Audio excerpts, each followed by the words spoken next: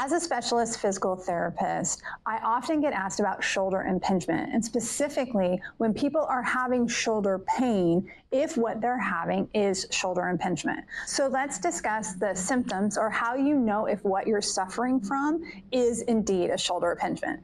So the classic sign of a shoulder impingement is that when your arm is down by your side, you try to lift it up to your side and you have pain right when your arm gets straight out to the side.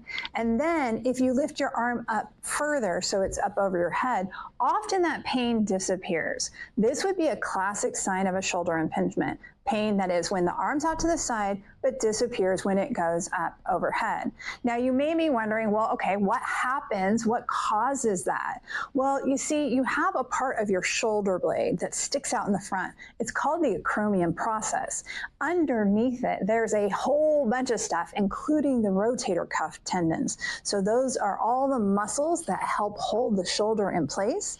Well, if there's any inflammation in the tendons, if there's any inflammation in the bursa, if there's anything going on with the acromion that it's not moving correctly, then what will happen is everything will get jammed up in there when your arm's straight out to the side. And that's why when you bring your arm up overhead, that tension, that pain is relieved because there's a little bit more room in that space. We call that space the subacromial space because it's underneath the acromion. I know, we're super crazy about how we name these things.